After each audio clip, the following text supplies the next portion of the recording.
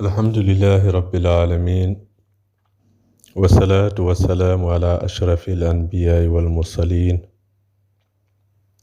السلام عليكم ورحمة الله تعالى وبركاته.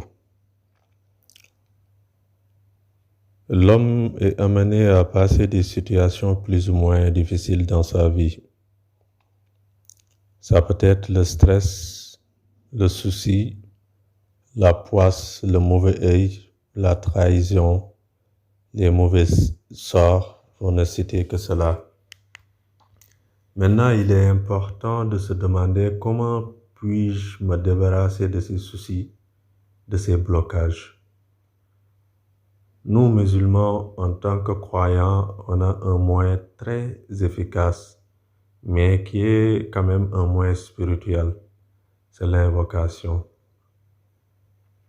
Allah subhanahu wa ta'ala a dit dans le Coran, Fazkuruni azkurukum washkuruli wala takfurun. Souvenez-vous de moi et je vous récompenserai. Remerciez-moi et ne soyez pas ingrats envers moi. Frères et sœurs, Dieu nous a promis dans ce verset tout ce dont nous aurions besoin dans cette vie et dans l'au-delà. Mais bien sûr, il y a une seule condition, c'est le fait de demander ce que tu veux. Allahu Akbar. Allahu Akbar Rabbul Arshil Azim. Dieu aime ses serviteurs vraiment. Et là, dans ce verset, on sent qu'il veut dire que si tu me demandes rien, je suis fâché contre toi. Pourrions-nous avoir un bienfait aussi grand que l'appel de Dieu? Non. Réfléchis bien, mon frère, si tu es sage. Cette recette mystique que nous voulons aborder aujourd'hui se fait après la prière du vendredi. Ba'da salam, c'est-à-dire la salutation finale, tu ne changes surtout pas de position jusqu'à la fin du zikr.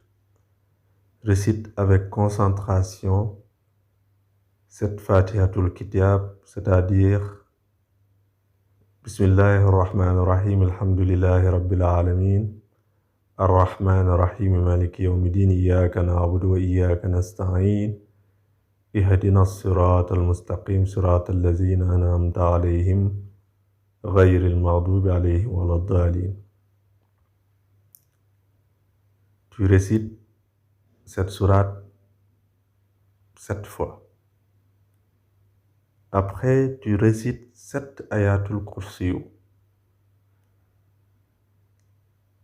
Après 7 lahad jakum, suivi de 7 ikhlas, c'est-à-dire Qul huwallahu ahad. Puis 7 falaqi, c'est-à-dire Qul a'udhu bi rabbil falaq. Après 7 nas, c'est-à-dire Qul a'udhu bi rabbin nas. Et enfin 7 salatul ala nabi. Et celui qui aura la possibilité de faire cette prière, après chaque prière, bien sûr, sera meilleur et sera plus proche de Dieu. Parce qu'il a fourni plus d'efforts, beaucoup plus d'efforts par rapport à celui qui le fait le vendredi seulement. Mais le vendredi, c'est obligatoire de le faire après la prière.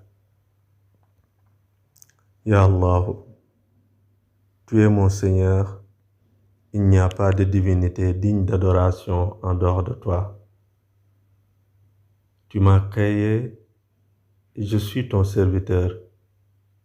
Je suis autant que possible fidèle à mon engagement et à ma promesse. Je cherche refuge auprès de toi contre le mal que j'ai commis. Je reconnais devant toi tes bienfaits envers moi et je reconnais mes péchés. Alors, pardonne-moi, car nul autre que toi ne pardonne les péchés. Alhamdulillahi Rabbil Alamin wa salatu wa salamu ala ashrafil anbiya'i wal mursalin.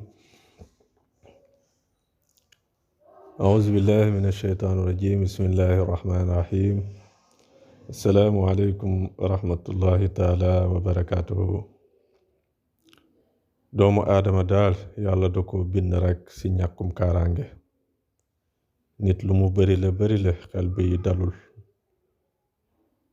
cat yeeg woor yi ak liggéeyante yi jot na yow sama xarit nga jug jëflanteeg yàqu-yàqu yi ndax jullit kat du ragal xam bi yàlla xam ni doomu aadama ay musiba dina ko gaar ndax moom ay naqaram moo ëpp ay mbégteem boroom xam-xam yi nettali nañ ne yonent yàlla aadama ba ko yàlla bindee dafa taw ci moom téeméeri taw ñu ne juróom-ñeent yépp taw naqar la ak jafe-jafe ba yonent yàlla Muhammad ñëwee indi diine bi gën ci diine yi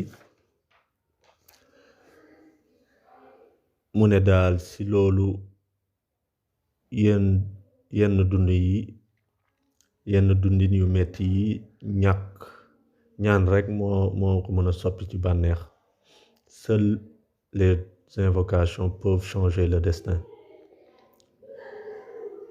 ñaan bi ñu indi tey ginnaaw julli àjjuma bu ne nga ko war a def soo sëlmanee daal ni nga toogee doo ko changer ba ngay pare nga daal di jàng ci teewlu gu mat juróom-ñaari faatiya soo paree nga teg ci juróom-ñaari ayatul kursiyu soo paree nga teg ci juróom-ñaari lahad jaakum soo paree loolu nga teg ci juróom-ñaari ixlaas mooy qul huwa allahu ahad soo paree juróom-ñaari falaqi mooy qul a'uuzu bi rabbil falax soo paree nga teg ci juróom-ñaari naas mooy qul a'uuzu bi rabbin naas soo paree nga teg ci juróom-ñaari salaatul ala nabi soo paree ci loolu nga ñaan yàlla ci li lay gaar yépp fi nga toog jugagoo yàlla fajal na la say njàqare ci lu amul benn werante insha allahuma sabirin xam ngeen ni moos mbir bu nekk jafe-jafe bi nu mu toll rekk effort yi nga war a def